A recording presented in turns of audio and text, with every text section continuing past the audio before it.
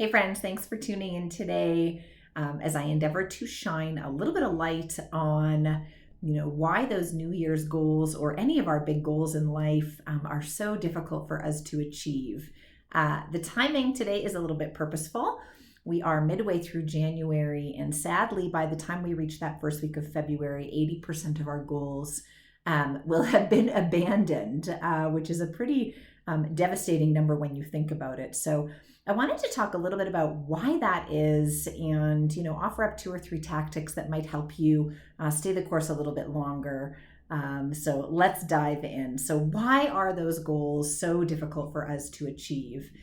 Well, there's usually 2 reasons that are behind these kind of failed attempts. The first one being how we set the goal in the first place, and maybe we bit off a little bit more than we can chew, or a little bit more that is realistic.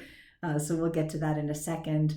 But the other reason, and I think the most important one for us to consider, is really related to change and how difficult change is. And if you look at some of the goals that you're trying to achieve, whether they are financial goals where you want to pay off debt or save some money, well, that requires a change in your spending behavior. Or if you are trying to get in shape, that requires a change in how you spend some of your free time and having to go to the gym and start to lift weights or run or do more exercise.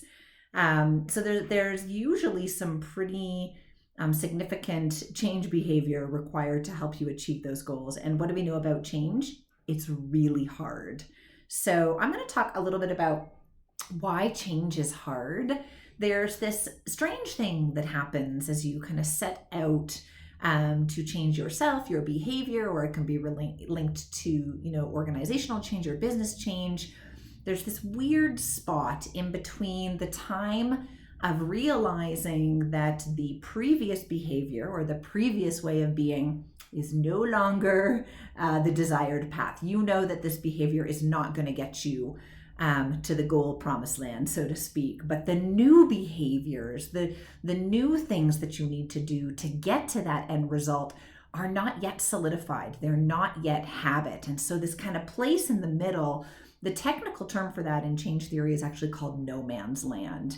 And some interesting things happen in no man's land. I mean, first and foremost, we lack a lot of confidence in no man's land because we're coming from this world where we know exactly what to expect. We know exactly how our day is going to go. We know exactly how to, execute the day-to-day tasks or things that we would do in our life. But we don't yet have solidified into new behavior, the new tasks, the new ways of living, the new ways of being that are going to get us to achieve those goals. So this period of time called no man's land, the biggest risk in no man's land is what they call backsliding. And it is exactly what it sounds like. It's when you revert back to your old ways of being because they're most comfortable.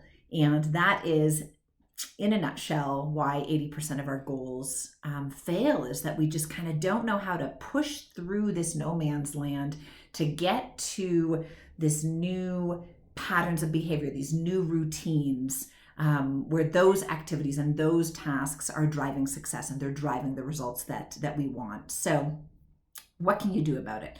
Well, the first thing I'd suggest is, before you start to contemplate no man's land, the very first thing I would do is I would go back to those goals that you set and make sure that you've set them to be realistic. If you watched my series on setting goals for the new year, you would have learned all about SMART goals and how, the best goals in the world, if you want a chance at succeeding and achieving those goals, they have to be attainable. So maybe you set yourself a goal that is just a bit too big. The scope is too large. It's actually not attainable or not realistic. So maybe you want to scale that goal back a little bit. And guys, there's nothing wrong with that. You're not in a competition. You're working to just better yourselves and change some things that you've already identified to be, behaviors or lifestyle choices or, a personal situation that you're in. You've already identified that as something that you want to change. So there's nothing wrong with going back and tweaking the goal a little bit, making it a little bit smaller, because that will actually help from an achievement perspective. It'll also help just from a mental perspective. So go back and take a look at your goal. Once you've done that and you feel certain that the goal is actually attainable, now you want to start to contemplate no man's land. And there's kind of 2 or 3 things that can really help you navigate no man's land. The first is to celebrate all the little steps that you have already accomplished to this point.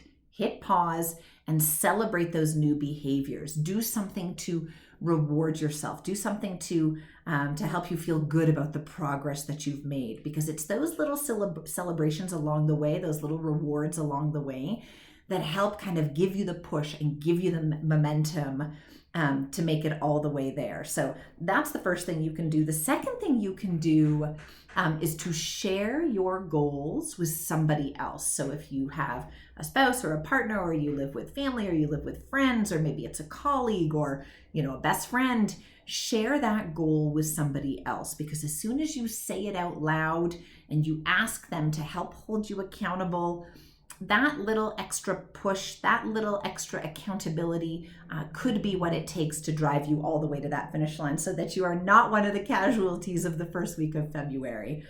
The other thing you can do as soon as you kind of share those goals with others is that you can ask them to, hey, like when you see me displaying this new habit that I need to really solidify to help me achieve my goals, can you give me a bit of an atta girl? Can you give me a bit of recognition or celebrate with me?